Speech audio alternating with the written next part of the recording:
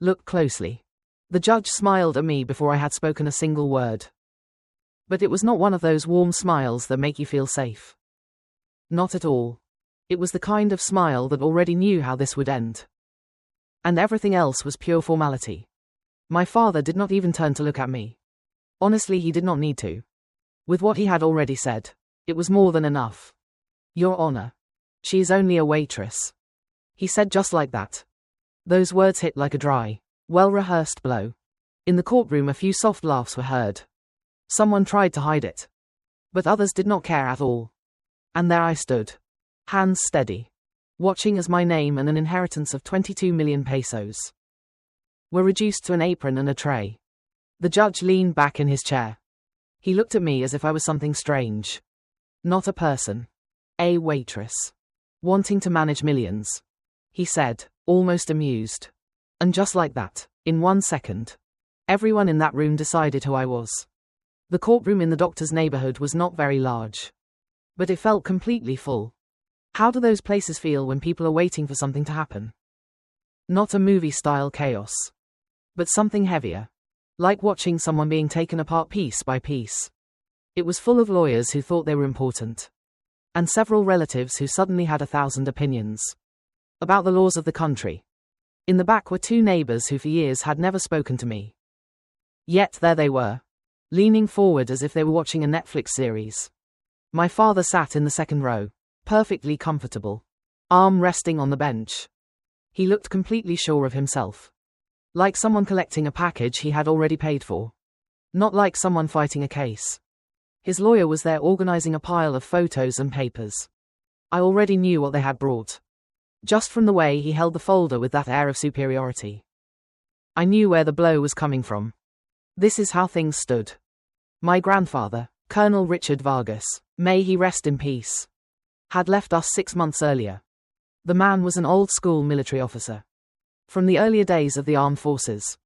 He left an inheritance of a little more than 200 million pesos. In properties, investments, and bonds. Pure wealth he had built working hard his entire life. Almost everything he left to me, his only granddaughter. My father received a share that was not small. But it was not the same. And that imbalance is what brought us here. But notice this. They were not fighting over the numbers. They were fighting over my capacity. My father's lawyer began speaking in a carefully fake voice. Your Honor. We are not saying the will is false. What we question is whether the young lady has the stability and judgment to handle so much money. Stability. That little word again. Suddenly they turned on a monitor next to the judge. With your permission, we would like to show some evidence. The judge nodded and the screen lit up. There I was. The first photo showed me behind the counter of a humble cafe. In the condenser area. Wearing my blue apron, hair tied back. Carrying 2 cups of coffee. It was dated a Tuesday mid-morning. I felt the atmosphere in the room change. It grew heavy. Then another photo of me cleaning a table. And smiling at someone who did not appear in the image. Another of me charging at the register. Another carrying a tray to a customer by the window. They had watched me carefully. Different angles, different days. These photos, the lawyer said, were taken over 3 weeks. They show that the young lady has a low-level job. A minimum wage position. He did not need to shout it. The intention was crystal clear. Managing a fortune requires sophistication. The ability to decide under pressure and long-term planning. Qualities that honestly are not found in someone who serves coffee.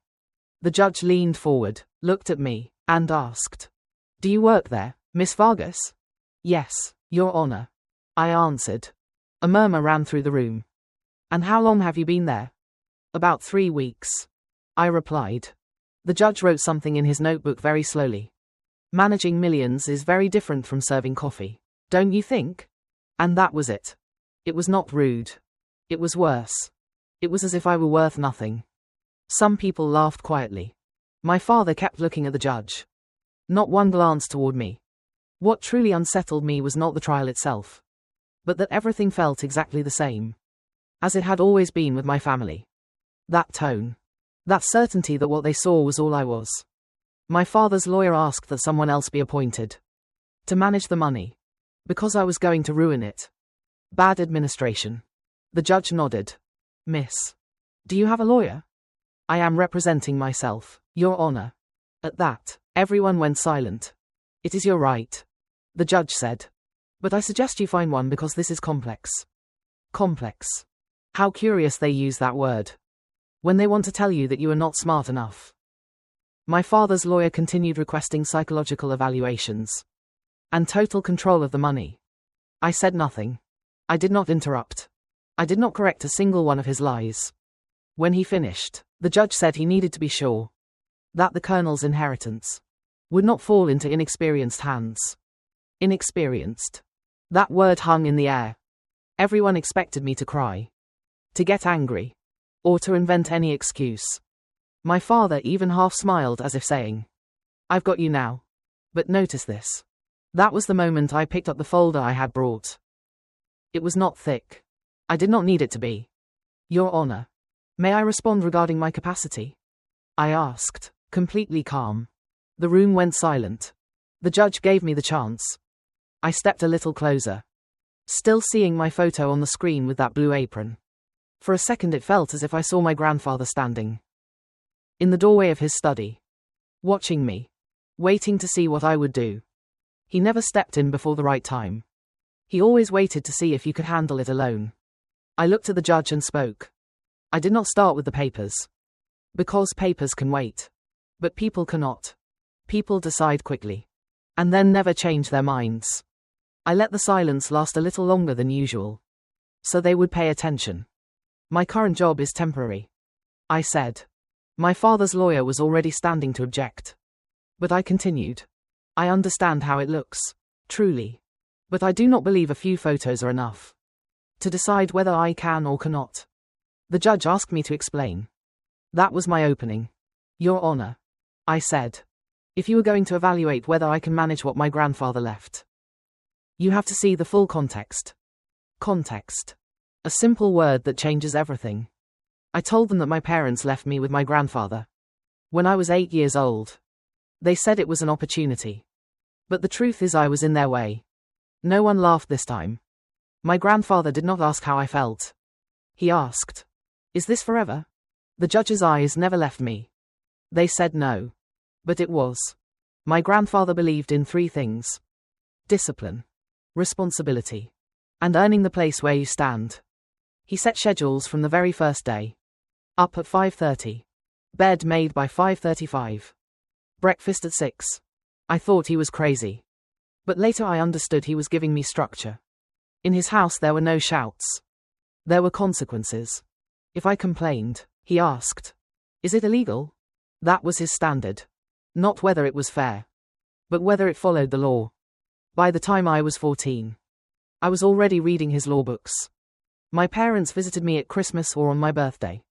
When it was convenient. They said I was too serious, too distant.